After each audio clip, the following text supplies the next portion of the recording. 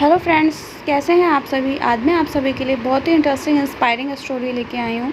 उम्मीद करती हूँ आप सभी को पसंद आएगी। तो आइए हम अपनी कहानी शुरू करते हैं। एक गांव में एक मजदूर रहा करता था जिसका नाम हरि नाम था। उसके परिवार में कोई नहीं था। दिन भर अकेले मेहनत में लगा रहता था और दिल का बहुत ही दयालु और कर्मों का भी बहुत अच्छा था। मजदूर था, इसलिए उसे उसका भोजन उसे मजदूरी के बाद ही मिलता था। आगे पीछे कोई न था, इसलिए वो उस आजीविका से संतुष्ट था। एक बार उसे एक छोटा सा बछड़ा मिल गया। उसने खुशी से उसे पाल लिया। उसने सोचा, आज तक वो अकेला था, अब वो इस बछड़े को अपने बेटे के जैसा पालेगा। हरी राम का दिन उसके बछड़े से ही शुरू होता और उसी पर ख़त्म होता था। वो रात दिन उसकी सेवा करता और उसी से बैल की ही बातें किया करते थे। किसान के गांव में बैलों की भरमार थी, पर हरी राम का बैल उन सबसे अलग था। दूर दूर से लोग उसे देखने आते थे। हर कोई हरिराम के बैल के बारे में बातें कर रहा था। हरिराम भी अपने बैल से एक बेटे की तरह ही प्यार करता था। भले ही खुद भूखा सो जाए, लेकिन उसे हमेशा भर पेट ही खाना खिलाता था। एक दिन हरिराम के स्वप्न में शिव जी का नंदी बैल आया। उसने उससे कहा कि हरिराम, तुम एक निस्वार्थ सेवक हो। तुमने खुद की तकलीफ को छोड़कर अपने बैल की सेवा की है, इसलिए मैं तुम्हारे बैल को बोलने की शक्ति दे रहा हूँ।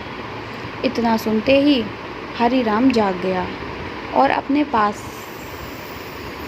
बैल के पास गया। उसने बैल को सहलाया और मुस्कुराया कि भला एक बैल बोल कैसे सकता है।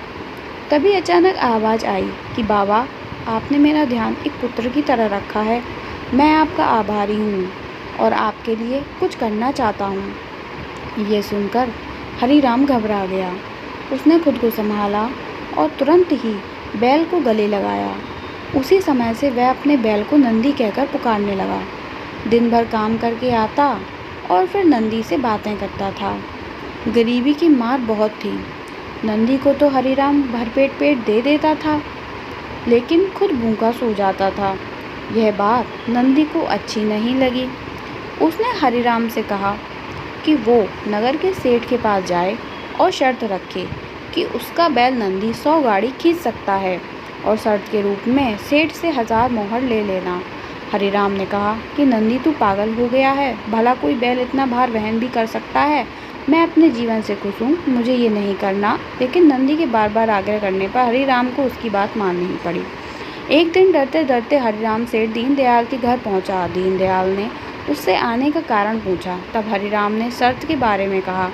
सेठ जोर जोर से हंसने लगा और बोला कि हरिराम, बैल के साथ रहकर क्या तुम्हारी बुद्धि भी बैल जैसी हो गई है। अगर शर्त हार गए तो 1000 मोहर के लिए तुम्हें अपनी झोंपड़ी तक बेचनी पड़ेगी। यह सुनकर हरिराम और अधिक डर गया, लेकिन मुंह से निकली बात पर मुकर भी नहीं सकता था। शर्त का दिन तय किया गया और सेठ दीनदयाल ने पूरे गांव में ढोल पिटवाकर इस प्रतियोगिता के बारे में गांव वालों को खबर दी और सभी को ये अद्भुत नज़ारा देखने के लिए बुलाया। सभी खबर सुनने के बाद हरिराम का मजाक उड़ाने लगे और कहने लगे कि ये शर्त तो हरिराम ही हारेगा। यह सब सुनकर हरिराम को और अधिक डर लगने लगा। उसने नंदी से घृणा होने लगी और उसे कोसने लगा। बार बार उसे दोष देता और कहता कि कहाँ से मैं इस बैल को पाल लिया। मेरी अच्छी भली कट रही थी, इसके कारण सर की छत से भी जाऊंगा, लोगों की तू होगी वो अलग। अब हरिराम को नंदी बिल्कुल भी रास नहीं आ रहा था। वह एक आ गया, प्रतियोगिता का दिन होनी थी। 100 मालगाड़ियों से आगे नंदी की जूट गया और गाड़ी पर खुद ही हरिराम बैठ गया। सभी गांव वाले ये नज़ारा देखकर हंस रहे थे और हरिराम को बुला भला कह रहे थे। हरिराम ने नंदी से कहा कि देख, तेरे कारण कितना सुनना पड़ रहा है। मैंने तुझे बेटे जैसा पाला था और तूने मुझे सड़क पर लाने का काम कर दिया है। तो हरिराम की इन बातों से नंदी को गुस्सा आया और वह आगे नहीं बढ़ा और वे शर्त हार गए। अब हरिराम नंदी के पास मंदिर के बाहर पड़ा हुआ था और नंदी के सामने रो रो कर उसे कोस रहा था। उसकी बातें सुनकर नंदी को सहा नहीं गया और उसने कहा कि बाबा हरिराम, ये सब तुम्हारे कारण हुआ है। यह सुनकर हरिराम चौंक गया। उसने गुस्से में पूछा कि क्या किया है मैंने? तुमने भांग खा रखी है क्या? तब नंदी ने कहा कि तुम्हारे प्रेम के बोल के कारण ही भगवान ने मुझे बोलने की शक्ति दी और मैंने तुम्हारे लिए यह सब करने की सोची। लेकिन तुम उल्टा मुझे ही कोसने लगे, मुझे बुरा भला कहने लगे। तो मैंने ठान ली कि मैं तुम्हारे लिए कुछ भी नहीं करूँगा। लेकिन अब मैं तुमसे फिर से कहता हूँ कि तुम 100 गाड़ियाँ खींच सकता हूँ।